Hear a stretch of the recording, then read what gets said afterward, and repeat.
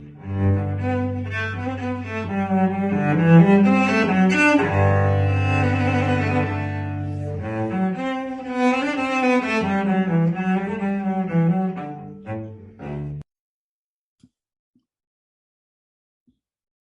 I saw you got very excited on the last video about Oh yeah, well, enthusiastic to go to.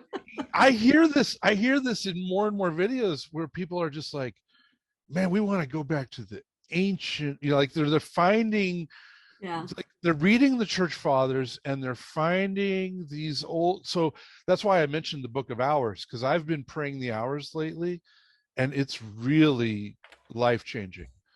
So there's four main prayers during the day.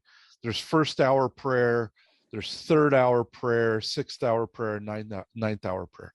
So first hour prayer is around like 6 or 7. Third hour prayer is around 9 a.m. Sixth hour prayer is around noon, and then ninth hour prayer is around 3 p.m. And there's just like a short intro prayer set of prayers that you say, and then there are 3 psalms that you read, that you pray for each of those times, and it's not the same 3 psalms.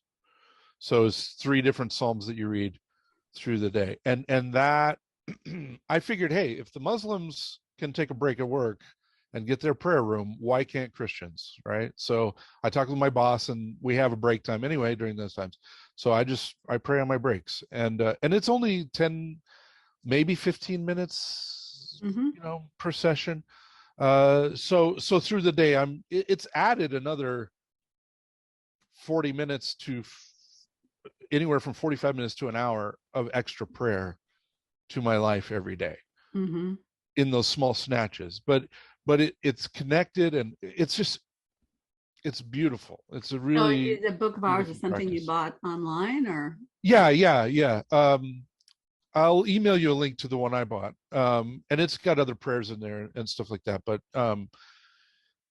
it's a practice that goes back as far back as we can trace tradition. I mean, it's a very early practice in the church, was praying the hours through the day. So, and then in the Catholic Church, they also had like a midnight vigil, and the Orthodox doesn't really have that. We do like just certain holy days through the year. There's only 3 holy days where we pray like a prayer in the middle of the night. But the Book of Hours has been a really nice addition to my spiritual life. And like I said, though, I hear these people who are just like, we want like, they want liturgy. They want the liturgy. And it's like, we have the liturgy. So, well, I guess what I'm thinking is, so I'm in this church body of somewhere between 3,000 and 6,000 people, if you count up all the congregations together, because it's a multi-campus church. Wow. Okay. And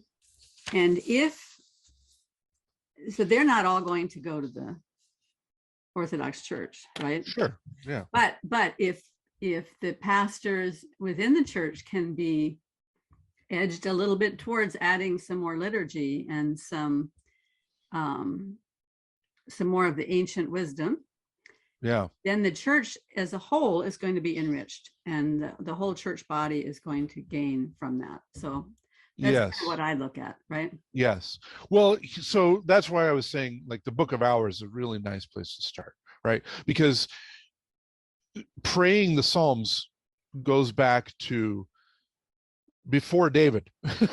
Moses wrote Psalms, right? David wrote Psalms. So the old calendar of the church, the old calendar from like the Old Testament days, was actually 364 days, so that you had exactly 52 weeks every year, right? And 7 days per week. So that meant that the holy days fell on the same day of the week every year. Now, you started shifting as far as away from astronomical events over time, but for them, it was more meaningful to have the holy days on the same day of the week every year. And David wrote 52 psalms for each of the Sabbaths of that calendar. We actually discovered this through the Dead Sea Scrolls, this tradition. that this calendar was, the tradition of the calendar was, this was the calendar given to Adam. This was the holy calendar, and that's actually what caused the Essenes to split off and go into the desert from the Pharisees, because the Pharisees switched to the Roman calendar. The Pharisees switched to the Julian calendar, and the Essenes were like, this is heresy. We're going to keep the original calendar. And that's why they went into the desert. That's where the Dead Sea Scrolls come from. Wow, I never knew that. That's so fascinating. But as far as praying the Psalms, back when I went through my traumatic loss of my husband when I lived in Japan, I was kind of adrift because I had been part of a mission organization, couldn't be part of the mission organization anymore, but I was still in Japan, kind of without support, financial support. It was a very challenging time. But I knew a missionary from another organization. He was actually, he and his wife were YWAM missionaries.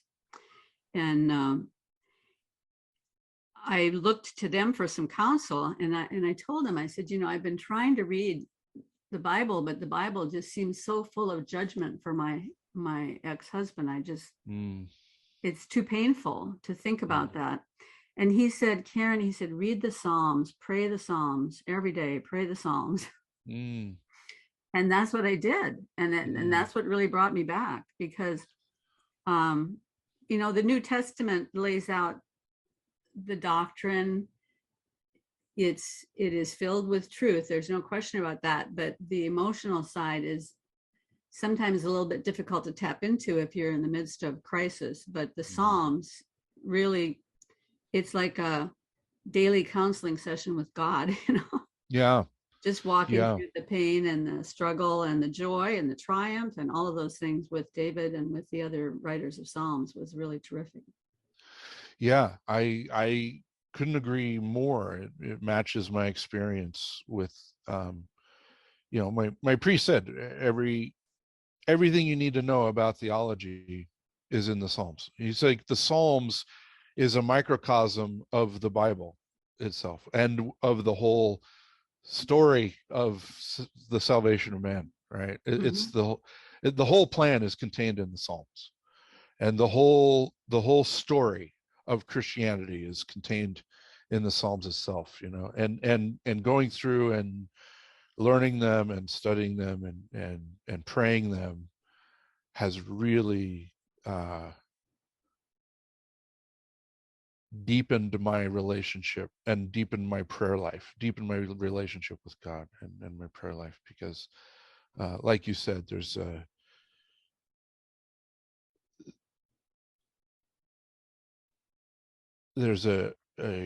expression of love and fear and a begging for, and an acknowledgement of our absolute dependence that comes through clearly in the Psalms, that is more veiled and hidden in the New Testament.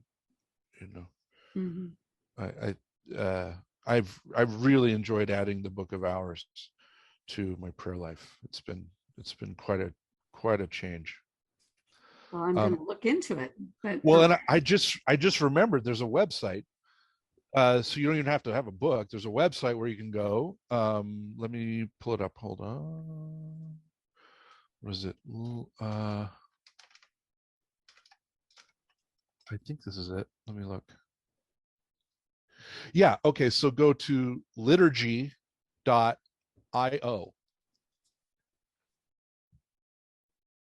That's easy. Yeah. And now I have to give you more links. Hold on. So if we decide to publish this, then anybody who's listening can go to liturgy.io and get some help with their desire to learn more about the liturgy. Yes. And I'm trying to find exactly. Okay. Okay. So where I go, once you get to liturgy.io, there's another link on the left-hand side that says Eastern Orthodox Services.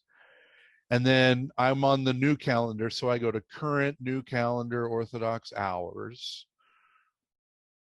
And I just have a link to this page, because on the left, it has Matins, which is the morning liturgy. I don't pray Matins, but I pray the first hour. It's got a link to the first hour, third hour, sixth hour, ninth hour. And I pray those, and it tells you, it has the prayer specifically. It's all word for word, and then it's got the 3 Psalms already gathered there, and you pray those. I pray them in front of the icons when I'm at home, but when I'm at work, I just pray facing east. That's tradition in the Orthodox Church. One thing to mention is that on that website at the bottom it says Dismissal Hymns of the Day.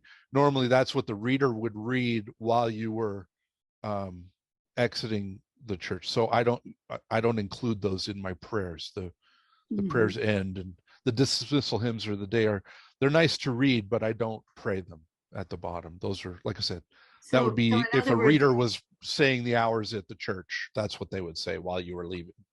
In ancient times, would people gather at the church at each one of those times? Yes. Oh my. Yeah. So they'd leave the fields and come into the church and they'd pray, and then they'd go back to the fields. And if they could. I mean, or some would just pray the hours, because they would ring the bells in the church, and they would pray the hours where they were. And then, older people or people who weren't working in the farm would go to the church for the hours. Yeah. So in medieval times, and this is Eastern and Western, this isn't just an Eastern tradition. So I was listening to, I can't remember her name, but she was talking about the Book of Hours as well. And she said in medieval times, people actually made their own Book of Hours. They took the prayers, they would write them out, and they would illustrate them, and they would add their favorite, they would add add in beautiful poems or other prayers that they liked. And it was like a personal relic that you had, and everyone had their own, and everyone made their own Book of Hours that they carried with them. And it was kind of, you were considered like a barbarian if you didn't have your Book of Hours with you, and when the church bells rang, everyone just stopped and prayed the hours, no matter what they were doing. And this was for hundreds of years in both East and West.